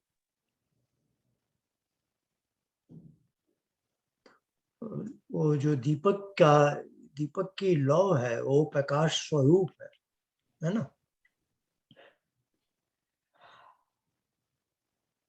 अब ये बिजली का जो बल्ब है उसमें फिलामेंट इज नॉट प्रकाश स्वरूप। फिलामेंट से बिजली जाती है, फिर वो जलने लगता है, तब वो प्रकाश दे। तो ईश्वर प्रकाश या ज्ञान स्वरूप है। तो जैसे मंत्र आते हैं ना, देव शब्द आएगा तो महिषी दयानंद हमेशा वो दिव्य प्रकाश स्वरूप बोल देंगे। देव आएगा, हिरण्यगर्भ आएगा, अग्नि आएगा, तो उनकी अपनी शैली है। जैसा प्रसंग चलता है वैसा वो बोल देते हैं, लिख देते हैं। और हाँ, स्वरूप और रूप में अलग, यानी शुड नॉट बी कंफ्यूजिंग। नहीं, ईश्वर स्वभाव से वो, यानी स्वरूप शब्द के बारे में हम ज्यादा बोल नहीं सकते ना। कह नहीं सकते कि वो स्वभाव से वैसा, that is what he is, that's it. आपको याद होगा यदि आप व्यास भाष्य देखेंगे ना, तो व्यत्यय पंचतय क्लिष्टा क्लिष्टा के बाद जो विकल्प व्यक्ति आती है ना, शब्द ज्ञानानुपाती ऐसे करके मिथ्या ज्ञान, यानी विकल्प व्यक्ति क्या है, वो न तो प्रमाण में मानी जाएगी, न ही गलत है, विपर्य भी नहीं है, पर वो बीच की चीज होती है ना। तो हमने उदाहरण दिए ना कि सूर्योदय हो रहा है, तो असल में सूर्य का उदय थोड़ी होया, पृथ्वी घूम रही है। तो अब हम ऐसी जगह पृथ्वी पर हैं, हमें लगा है कि सूर्य का उदय हो रहा है, असल में सूर्य जहाँ का तहाँ है, पृथ्वी घूमकर अब उसके सामने आ रही। तो सन इज राइजिंग कहना सही नहीं है, तो इसको विकल्प वृत्ति में कहा। अब व्यास ने विकल्प वृत्ति में क्या उदाहरण दिया है, पुरुषस्य चैतन्यम, है ना। तो वो कह रहे हैं पुरुषस्य चैतन्यम, ये संस्कृत में पुरुष के षष्ठी एक वचन आया, यानी इसका शाब्दिक अर्थ क्या हुआ, पुरुष का चैतन्य। तब वो कहे he is objecting to it, ये वाक्य कहा नहीं जा सकता, क्योंकि पुरुष चैतन्य स्वरूप है। देखिए मेरा ये गिलास है, ये मेरे हाथ में है, इसको कह सकते हैं हरिश्चंद्र का गिलास, क्योंकि हरिश्चंद्र इधर है, गिलास अलग है, और इसका संबंध क्या है, स्वामित्व का, मैं इसका स्वामी हूं, तो यह मेरा गिलास। अब पुरुष चैतन्यम में पुरुष और चैतन्य दो अलग चीजें नहीं है कि पुरुष का गुण है चैतन्य, या मैंने भी काली कमीज पहनी हुई, तो यह हरिश्चंद्र की काली कमीज, क्योंकि ये उतार के मैं अलग रख सकता हूँ कि यह मुझसे अलग है। पुरुष का यानी जो चेतन स्वरूप है उसी को पुरुष कहते हैं ना, आप समझे? तो वह चिद रूप है, जैसे ईश्वर सच्चिदानंद स्वरूप है। पुरुष क्या है? चैतन्य स्वरूप है। तो इसीलिए पुरुष का चैतन्य, तो व्यास कह रहे हैं ये शब्दावली असल में सही नहीं है। आप सब समझ रहे हैं ना? जैसे हमने कहा ट्रेन में बैठे हैं, दिल्ली आ गई, ठीक है, पर शब्दशः ये सही नहीं है ना। दिल्ली आई, आपकी रेलगाड़ी दिल्ली पहुंची है ना, तो ये बोलचाल के शब्द हैं। तो व्यास ने कैसा उदाहरण लिया है? हम तो इस तरह के उदाहरण लेते हैं कि कपड़े छोटे हो गए हैं बच्चे के, असल में बच्चा बड़ा हो गया है ना। तो ये विकल्प व्यक्ति के हमने उदाहरण लिए हैं जो सांसारिक। व्यास का उदाहरण क्या है? पुरुषस्य चैतन्यम।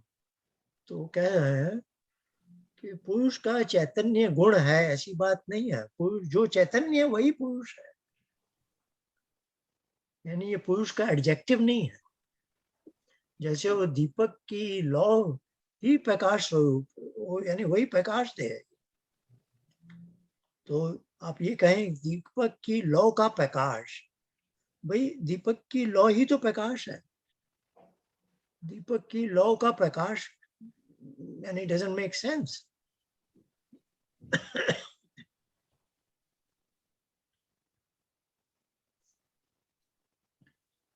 तो खैर ये जो आपने कहा ईश्वर का स्वरूप में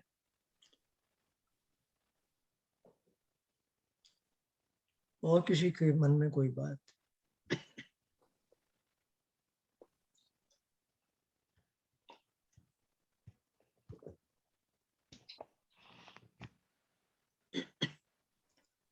नहीं, हमारे ग्रुप में आप लोगों का भी अच्छा एक्सचेंज होता है, मैंने देखा। तो सैद्धांतिक पक्ष और ध्यान उपासना का क्रियात्मक पक्ष भी, आप सब आगे इसमें बढ़ते रहिए। दोनों ही चीजों में आगे बढ़ेंगे तो अच्छा।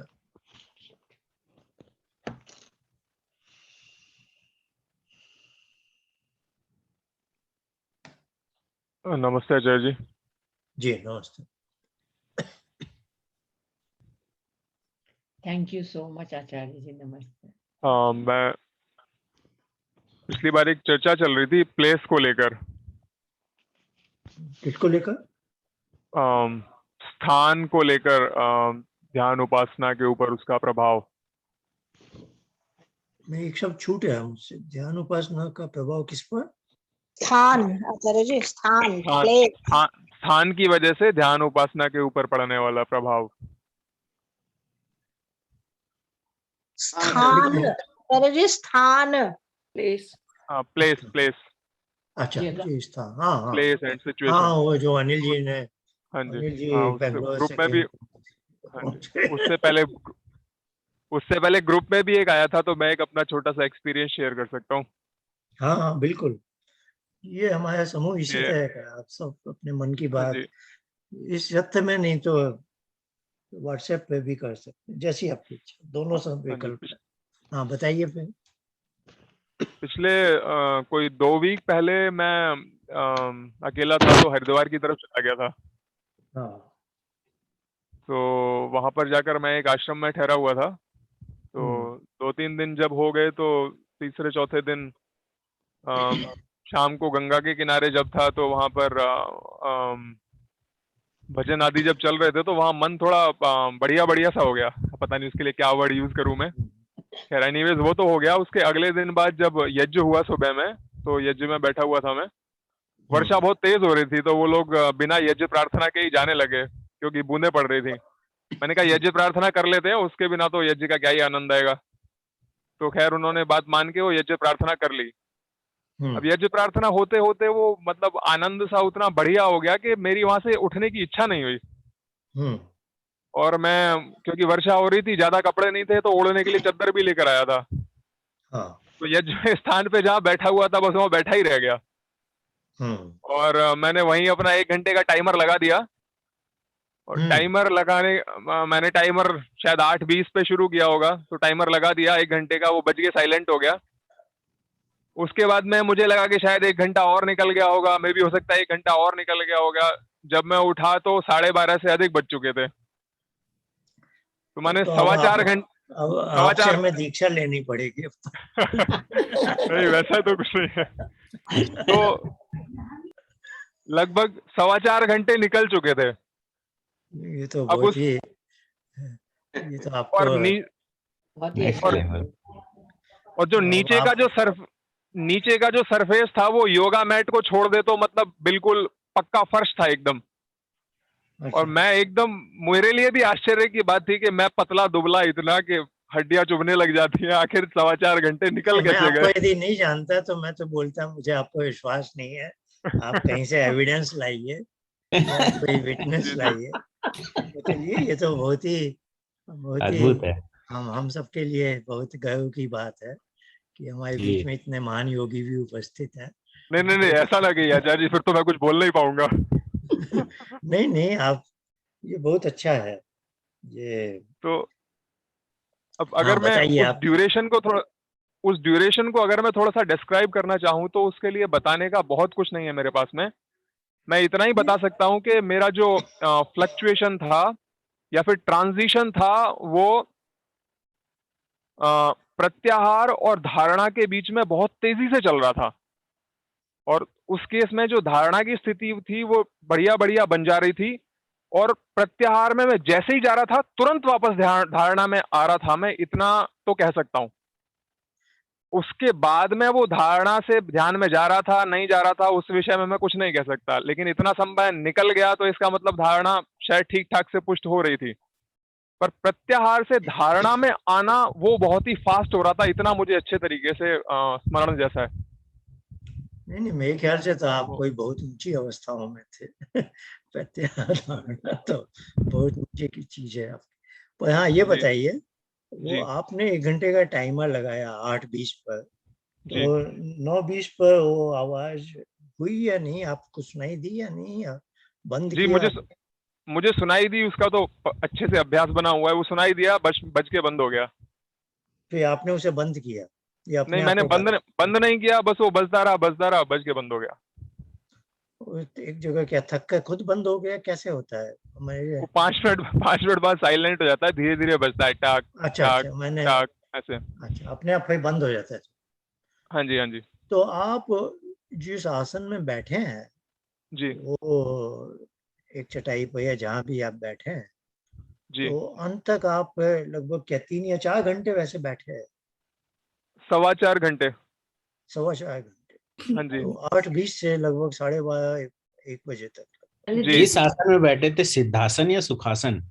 मैं भी ये ये कौन पूछने सा वाली आपका आसन था? आप किस आसन में अब बैठते हैं? सिद्ध सिद्धासन जी। सिद्धासन में बैठते हैं? नहीं, इस पर तो मैं विश्वास कर जी, लूंगा, क्योंकि एक बार मैं भी कहीं पर व्याख्यान दे रहा था कुछ ऐसे, तो मैं 3 घंटे तक बैठा रहा हूँ सिद्धासन। तो एक जगह थी जी, जहाँ उन्होंने कहा आप बोलते ही जाइए, जितना बोलेंगे हम सुनेंगे। तो मैंने भी छोड़ा नहीं, मैं 3 घंटे तक जी। बोलता ही रहा। तो आसन में वो बीना जी के टोरंटो के एक और मंदिर, नहीं मॉन्ट्रियल के मंदिर की बात है, टोरंटो अच्छा मॉन्ट्रियल में एक मंदिर में और ईशो बोल रहा था। Contribute. तो नहीं, और बहुत अच्छा विचित्र बताया। विचित्र बात विचित्र बात यह है कि पक्का फर्श है, सिर्फ एक योगा मैट बिठा हुआ है और मैंने हाँ जीन्स पहनी हुई है। हाँ जी, और जब मैंने बैठा था तो उसमें, हाँ जी, और जब मैं बैठा था तो उस समय वो जीन्स मुझे चुभ रही थी। अब हाँ बैठे हाँ बैठे क्या हुआ कि जहां जहां चुभन थी हाँ। वहां वहां वो वाला एरिया थोड़ी थोड़ी देर बाद उसमें बहुत ही सॉफ्टनेस सी आती चली गई अपने आप से उन एरियाज में जिन जिन में चुभन। आपको ईश्वर ने अपनी तो गोद में शु, बिठाया। नहीं, वो तो हो तो जाता है शुरू वो, शुरू में वो, शुरू में होती है थोड़े हाँ जी, आसन में, बाद में हाँ वो है ना अनंत समापत्तिभ्या, जी, वो आसन का गुण बताया ना, प्रयत्न शैथिल्य और अनंत समापत्ति। फिर वो फिर आपको उसका आभास नहीं होता है। नहीं, ये हम सबके लिए गर्व की बात है। आपने ये, आप शुरू में जब बोल रहे थे तो मुझे वो याद आया, कुछ महीने पहले मेरी और अनिल जी की बात हो रही थी किसी प्रसंग में, तो मैंने उनको यजुर्वेद का यही मंत्र बोला था, उपवये गीर्णाम संगमे च धनिधाम धनिधिया विप्यो अजायते। ये भी यजुर्वेद का मंत्र है। तो ये जी जी ईश्वर का ही कहना है कि नदियों के संगम में और पर्वतों की, जो आपने उत्तराखंड की बात की, तो वैसे रमणीय स्थल में जी जी या विप्यो हो जाए जी तो परमात्मा की कृपा से हमें वो प्रज्ञा का आलोक विप्य हो जाती है। तो जहाँ वो प्रकृति का जी चमत्कार है, वो भी ईश्वर का ही डिजाइन है ना। आप ईश्वर जी जी से अभिभूत हो जाते हैं, तो इस सब का प्रभाव तो हाँ जी पड़ता है। तो आपने जो स्थान की बात जी। की उसका सही है बिल्कुल। उसमें आश्रम का नाम लिख भेजिए। वैसे मैं इसमें एक चीज और जोड़ सकता हूँ। हाँ, जो पहला जो सेशन था वो सेशन मैंने ज्वाइन किया था, लेकिन मैं उसको कंप्लीट नहीं कर पाया था। फिर मैंने दूसरा सेशन भी ज्वाइन किया था, लेकिन उसको भी मैं कंप्लीट नहीं कर पाया था। तो मैंने एक निश्चय किया, मैं अपने बेटे को ऑल्टरनेट डेज पे बैडमिंटन ट्रेन कोचिंग के लिए लेकर जाता था, तो मेरे पास 1 घंटा वो पूरा फ्री था। तो मैंने निश्चय किया है कि ये रिकॉर्डिंग्स में सुनना शुरू करता हूँ और नोट्स बनाता हूँ। तो उन रिकॉर्डिंग्स को मैंने सुनना शुरू किया। उन रिकॉर्डिंग्स को सुनना और उनके ऊपर नोट्स बनाना, मनन करना, उसका प्रभाव इतना हो गया कि जैसे ही कोई मन में बात उठती तो एक टेक्निकल इवेल्युएशन शुरू हो जाता मन के अंदर। अच्छा, ये चित्रवृत्ति उठी है, अच्छा ये क्लिष्ट है कि अक्लिष्ट है, अच्छा ये बुद्धिवृत्ति तो बन गई है, अब मैं कुछ ऐसा करूं कि अब ये भोग वृत्ति ना बन पाए। तो वो चिंतन धीरे धीरे करके मन में चलना शुरू हो गया। तो ये चिंतन ध्यान के समय में भी चला और ये चिंतन सामान्य समय में भी चला। तो मुझे ऐसा लगता है कि उस समय ये जो वीडियोस का जो स्वाध्याय चल रहा था और वहां का जो वातावरण था और उनकी वजह से जो ओवरऑल जो मन की स्थिति बन रही थी, उसने शायद मुझे बहुत ज्यादा हेल्प कर दी कि मैं प्रत्याहार से तुरंत धारणा के अंदर आ जाऊं, प्रत्याहार से तुरंत धारणा के अंदर आ जाऊं। मुझे ऐसा लग रहा है। बिल्कुल। नहीं, आप तभी तो इनको उत्तराखंड को देव भूमि बोलते हैं ना। प्रत्याहार धारणा के शब्दों के साथ क्यों कैरेक्टराइज कर रहे हो?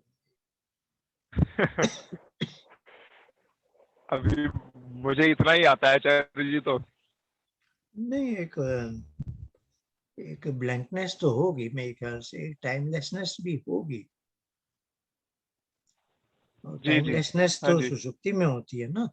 तो जब सब चीज रुक जाती है तो दैट इज टाइमलेसनेस है ना। तो हाँ जी। चलिए, अब इवन आप जैसे हम सामान्य दिनों में भी बैठते हैं, तो अगर हमारा अभ्यास है जैसे 1 घंटे का अभ्यास है, उस 1 घंटे के बाद में भी अगर आप बैठे हुए हैं तो जैसा मेरे साथ में होता है, अंदर से एक झटका सा लगता है कि उठ जाओ, राइट। तो उस दिन भी वो झटके से अंदर से लग रहे थे, लेकिन उन झटकों को बस वो रुक जा रहे थे झटके अपने आप। मैं उठ नहीं रहा था उन झटकों के साथ में। नहीं, ये पॉइंट बहुत आवश्यक है। कुछ वैसा चल रहा था। ये मैं भी कहना चाहूंगा कि यदि आप छुट्टी का दिन है या कोई वैसा है कि आप ओपन एंडेड थोड़ा अभ्यास करना चाहते हैं, तो जो भी आपका दैनिक है 20 मिनट 40 मिनट जो भी है, उसके बाद जो अभी दिनेश जी ने कहा कि एक आएगा अंदर से कि अब उठ जाते, पर आपने उसको पार कर लिया। आपने नहीं, मैं आज आगे चल कर देखना है मुझे क्या होता है, तो आपको नए अनुभव हो सकते हैं। ये बहुत आवश्यक है, ये बहुत इम्पोर्टेंट है। आपको इस रास्ते में आगे बढ़ना है तो ये थोड़े बीच बीच में ये बोल्ड स्टेप लेने होंगे। ये तो मेरा दैनिक अभ्यास है, लेकिन आज मैं एक आगे देखना चाहता हूँ। आचार्य जी, इनकी एक बात मुझे थोड़ी सी सीधा पकड़ में आ रही है। जो आपने इन्होंने कहा कि मैंने वीडियो देखे और उसके नोट्स बनाए, तो ये जो स्वाध्याय पर ये रहे पीछे, उस स्वाध्याय से काफी प्रोग्रेस हो जाती है, मेरा ये मानना है। स्वाध्याय का जरूर इससे संबंध है, हमारे ध्यान और उपासना को बड़ा इंस्टिगेट और प्रिकर्स करता है हमारा स्वाध्याय अगर चलता रहता है। जी हाँ, सब चीज है मिलजुल के ही काम करती है, बात आपकी सही है। तो थोड़ा हम पढ़ते हैं, थोड़ा सुनते हैं, और जैसे अभी दिनेश जी ने अपना अनुभव बताया, कुछ चीज भी अपने अनुभव से आगे हम बढ़ते हैं। ये सब चीज साथ में चलती है। अब कभी कौन सी चीज बलवती हो जाए, क्या चीज कह नहीं सकते। आपके लेक्चर्स के बाद मैंने आपके रिकॉर्डिंग सुनती थी, मुझे बहुत ज्यादा क्लैरिटी मिलती थी हमेशा। आप भेज ही देते थे थोड़े दिन में। नहीं, इस ग्रुप में कोई एक व्यक्ति है जिसकी कोई बात पर मैं विश्वास नहीं करता, तो वो बीना जी है। नो प्रॉब्लम, दैट्स ये तो जब मन में आए जो भी बोल जाती है, मैं सुन लेता हूँ, लेकिन मैं विश्वास नहीं करता। गीता जी आपकी छुट्टी हो गई आपकी। कोई बात नहीं। नहीं, इनका नहीं, बड़ा नहीं, अच्छा उसका है। तो ये तो या मैं तो अभी दिनेश जी बोले थे, मुझे ध्यान है आज से बहुत साल पहले, बिफोर दिनेश मैरिज। जी, आपको से सागर जी ने प्रश्न पूछा है कि कौन से आश्रम में थे आप, नाम मैंने बता भी दीजिए। पूछा, मैंने भी पूछा है, मैं भी वही मैंने भी जाऊंगी। बोला था। क्योंकि सागर जी अभी थोड़े भारत जा रहे हैं घूमने के लिए, तो शायद उस तरफ भी जाएंगे थोड़े। जी जी जी, भारत जा रहा हूँ तो जाना चाहूंगा वहां वहां पर कौन सा आश्रम है। हाँ, उनका बताइए, मुझे भी उस जानना तरफ है कौन सा आश्रम था। जी, सभी लोग मैं उस समय परमार्थ निकेतन में था। पर ऋषिकेश में ना वो तो। जी जी नहीं, मैं यही बता रही थी, मैंने ऋषिकेश में जॉब करी है 2 साल। उस time I was very young, मुझे ऐसे अनुभव बहुत होते थे। सुबह सुबह आप 5 बजे गंगा किनारे जाके बैठ जाओ, वॉक करो, आपको पता ही नहीं होता था आप कहाँ है, कौन है, किसी को भी। बहुत बहुत अच्छी जगह है वो तो। आई वाज नहीं, इस पर तो मैं देयर। पूरा विश्वास कर सकता हूँ। ऋषिकेश में देवभूमि है, बहुत फर्क पड़ता है वहाँ पे। पर आप मेरे बारे में जो बोलती हैं, मैं उस पर विश्वास नहीं, आपके बारे में मैं आपको बता ही नहीं सकती। मैं आपको बोलने वाली थी कि लोग कहते हैं गुरु चाहिए, गुरु चाहिए। मुझे लगता है भगवान जी ने अपने आप ही भेज दिया मेरे पास, मेरे को आपके पास। चलिए, आज हमने रिकॉर्डिंग की है, पर अभी तक ये तो दूसरी बार हम इस तरह से मिल रहे हैं। ये रिकॉर्डिंग केवल इस परिवार के लिए है। Yes. इसको कहीं आप भेजिएगा नहीं। 1-2 दिन में मैं इसका लिंक भेज दूंगा, और 1 या 2 सप्ताह के बाद इसको डिलीट भी कर दूंगा। तो जो यानी इसको मैं ज़्यादा दिन रखना नहीं चाहता। ये पारिवारिक मामला जैसा है, इसमें हम लोग हंसी मजाक भी करते हैं और क्या क्या बोल जाते हैं पता नहीं। आपने मुझे अच्छा कॉम्प्लीमेंट दे दिया आज। तो ये हमारे परिवार के लिए जो कुछ एक लोग उपस्थित नहीं हो पाए हैं, जानना कुछ, यानी वो जानना चाहें क्या क्या हुआ, तो उन्हें एक झलक मिल जाएगी। और कोई बात है किसी के मन में, तो समाप्त करते हैं। आप सबको बहुत धन्यवाद। दिवाली की शुभकामनाएं। अगले कुछ दिनों में त्योहार के दिन है। आप सबको स्वास्थ्य आपको और भी सब कुछ दीपावली अच्छा की मिले। बहुत बहुत बधाई आचार्य जी। बहुत बहुत धन्यवाद, नमस्ते बहुत आचार्य बहुत जी। बधाई, बहुत बधाई, बहुत धन्यवाद सबको। दिवाली की बहुत और बहुत आपका बहुत बहुत धन्यवाद सेशन के सभी लिए। को शुभकामनाएं दिवाली की। आप और सबको। फिर 1 महीने में मिलेंगे। धन्यवाद आचार्य जी, सभी को नमस्ते।